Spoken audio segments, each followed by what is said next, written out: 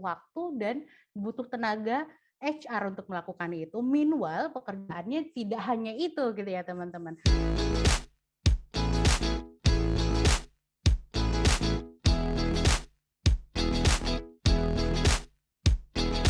Selamat datang untuk teman-teman semuanya di webinar Dialog Karirmu dengan tema memaksimalkan performance review karyawan di era digital.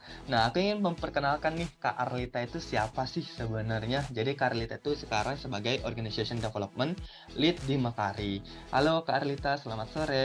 Thank you Mas sudah memperkenalkan saya. Performance review ya, atau biasanya ada yang nyebutnya penilaian kinerja, ada yang nyebutnya performance review, ada yang nyebutnya performance appraisal. Biasanya Juli, ada yang di Juni, juga ada yang misalnya agak berbeda, 3 bulan sih macam-macam. Jadi mungkin this is the right time untuk kita coba ngobrol bareng gitu ya tentang tema hari ini, yaitu tentang performance review. Kalau boleh disamarikan, performance review sendiri itu adalah sebuah proses kan ya teman-teman, karena terdiri dari beberapa aktivitas yang di dalamnya itu adalah pretty much menganalisa, memperhatikan gitu ya, menganalisa, memberikan penilaian dan juga memberikan feedback ataupun timbal balik ataupun masukan terhadap performance dari suatu karyawan pada periode tertentu. Tentunya yang pertama, sebelum melakukan performance review, hal yang paling penting adalah sebuah organisasi atau perusahaan harus memiliki clear performance review parameter. Jadi distandarisasi nih parameternya. Apa sih yang pengen dinilai, dilihat dari seorang karyawan gitu.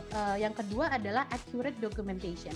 Karena hasil dari performance review sendiri itu adalah untuk memetakan gitu ya karyawan kita, prestasi mereka, kontribusi mereka. Jadi akurat documentation yang clear dan terverifikasi secara menyeluruh itu sangat penting. Kemudian setelah itu tidak berhenti di dokumentasi aja, harus ada sesi di mana hasilnya dikomunikasikan secara transparan dan baik kepada karyawan, di mana tujuannya adalah si karyawan itu tahu nih bahwasannya skill mereka ada di mana, apa yang mereka perlu ada apa nih next step-nya untuk membantu mereka accelerate lagi di karir mereka melalui pengembangan kompetensi tadi nih. Kalau misalkan dirasa dari hasil reviewnya ada yang kurang, sebenarnya apa sih pentingnya performance review gitu kan.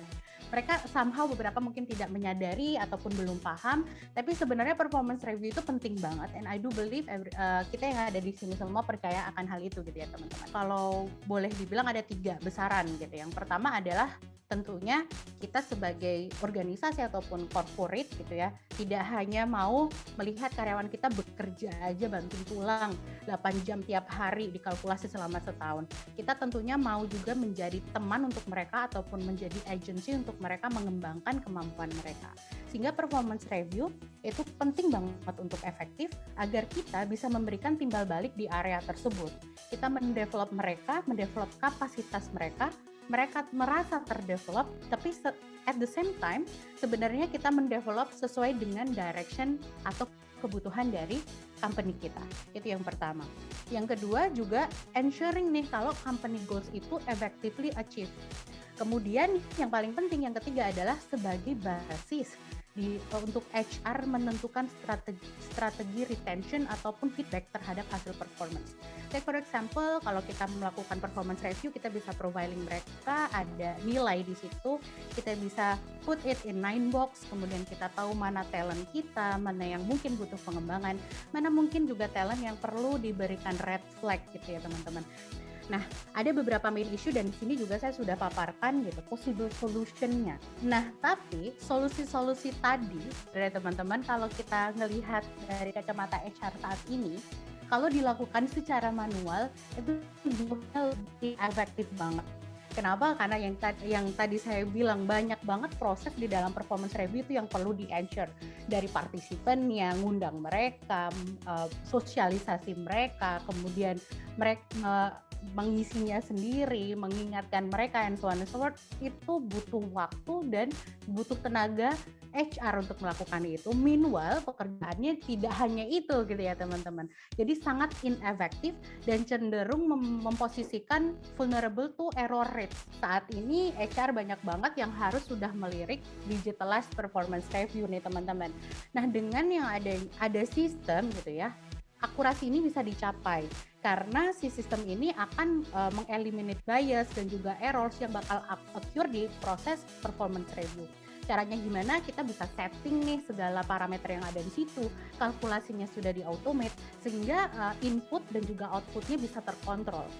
Seperti itu sih teman-teman. Jadi this is enhancing solution yang sebelumnya sudah dijelaskan.